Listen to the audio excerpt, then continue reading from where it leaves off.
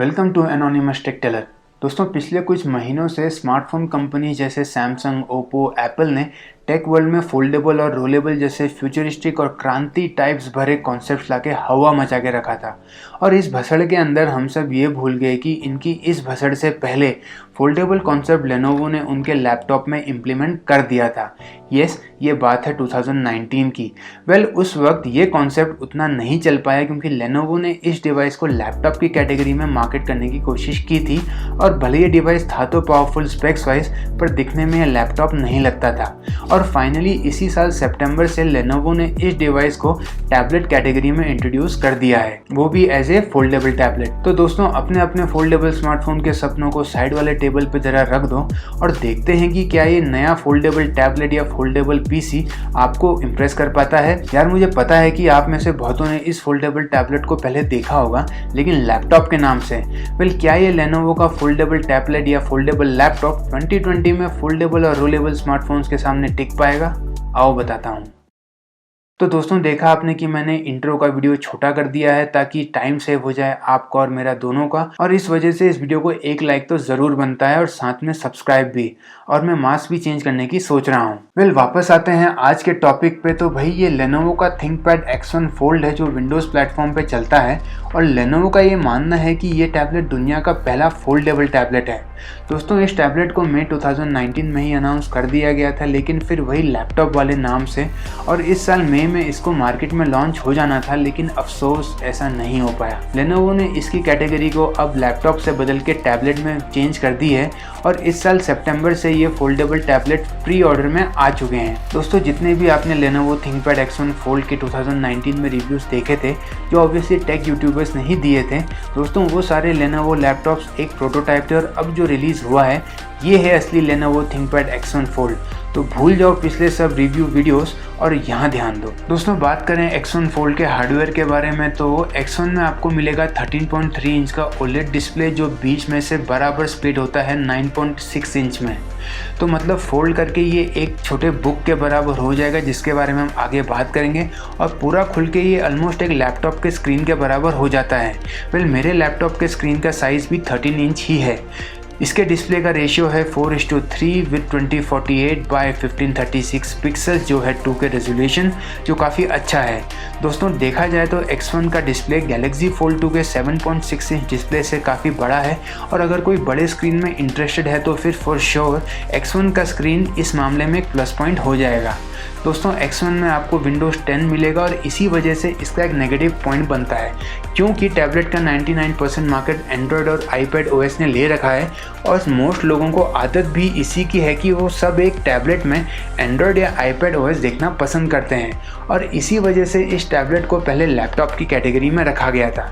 इसके hardware specs को और अच्छे से देखेंगे तो आप समझ जाओगे कि क्यों ये टैबलेट कम और लैपटॉप ज़्यादा लगता है। दोस्तों, इसमें इंटेल कोर i5 मिलेगा विद 8GB LPDDR4X रैम और 1 TB की SSD। साथ में इसमें है 2 USB-C ports with 65 watt power charging, और ये 5G अनेबल्ड है। दोस्तों, ऐसे स्पेक्स आपको टैबलेट्स में नहीं लेकिन लैपटॉप्स में देखने को ज़रूर मिलते हैं। फॉर एग्जांपल, मेरे मैकबुक प्रो की हार्डवेयर कॉन्फ़िगरेशन ही देख लेते हैं, जिसमें इंटेल कोर i5 और 8GB LPDDR3 रैम मिला है, और इस X1 की कॉन्फ़िगरेशन एक तरीके से मेरे मैकबुक प्रो से बहुत हाई है।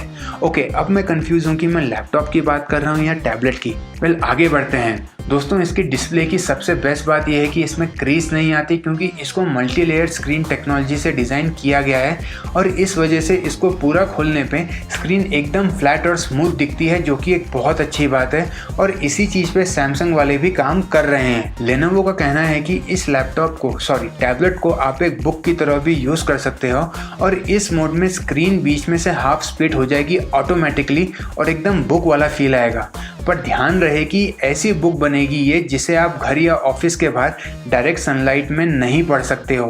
साथ में इसमें स्टाइलिश पेन सपोर्ट भी है, जो नोट्स वगैरह लेने में एक प्लस पॉइंट हो जाता है। अब आते हैं उस पॉइंट पे जहां ये टैबलेट कम और लैपटॉप ज़्यादा लगता है, मीन्स एक मिनी लैपटॉप जैसा, और वो पॉइंट है इसका एक्सटर्नल कीबोर्ड। दोस्तों, लेनोवो ने इस टैबलेट को ऐसे डिज़ाइन किया है कि इसको लैपटॉप जैसे बेंड करके या तो आप वर्चुअल कीबोर्ड यूज़ कर सकते हो या एक्सटर्नल ब्लूटूथ कीबोर्ड यूज़ कर सकते हो, जो इसके इसके बॉटम हाफ में अंडर द स्क्रीन लगे हुए मैग्नेट्स की वजह से ऐसे चिपक जाएगा कि कोई बता नहीं सकता कि कीबोर्ड डिटैचेबल है और उसके नीचे लैपटॉप का वो आधा स्क्रीन है जिसकी वजह से ये लैपटॉप नहीं टैबलेट है। वेल इस कीबोर्ड का एक और काम है, इनफैक्ट दो और। पहला कि जब आप इस मिनी कीबोर्ड के साथ टैबलेट को क्लोज करोगे तो बीच में गैप नहीं आएगा जो दिखने में काफ़ी अच्छा लगता है। और दूसरा काम है आपके पॉकेट से पैसा गायब करना।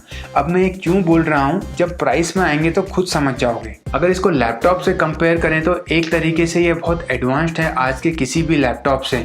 इसके स्पेक्स अच्छे हैं, साइज कॉम्पैक्ट है, लाइट वेट है और लैपटॉप के कीबोर्ड की स्पेस भी स्क्रीन ने यहाँ ले ली है जो स्पेस बचाता है और बैटरी भी।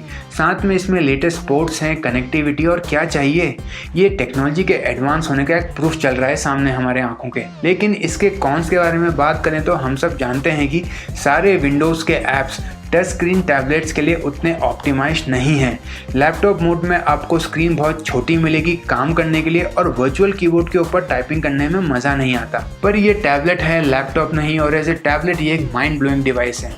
इसको प्रीमियम लुक देने के लिए लेनोवो ने इसके आउटर शेल पे लेदर कोटिंग दी है जो एक प्लस पॉइंट है। लेकिन अगर लेदर में स्क्रैच वगैरह आ गया या इसमें फंगस लग गया तो प्रॉब्लम आ सकती है। और ये लेदर कवरिंग नॉन रिमूवेबल है, मतलब आप इस टैबलेट के ऊपर और कुछ नहीं लगा सकते।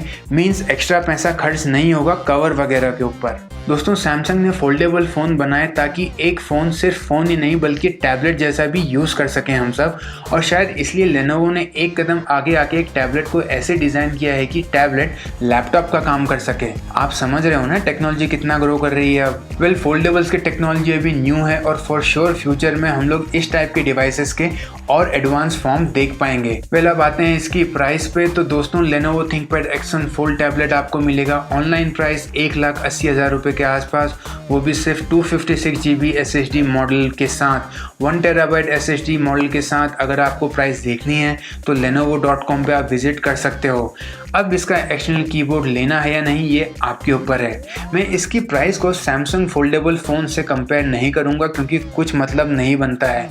वेल ये पहली बार नहीं है कि फोल्डेबल पीसी बनाने की कोशिश की गई है, पहले भी बहुत सारे ब्रांड्स ये ट्राई कर चुके हैं, पर पहला फुल फ्लैश्ड फोल्डिंग स्क्रीन बनाने वाला ब्रांड लेनोवो ही है। क्या आप चाहते हैं कि फ्यूचर में ऐसी टेक्नोलॉजी अफोर्डेबल हो जाए ताकि आप भी एक X1 ले सकें?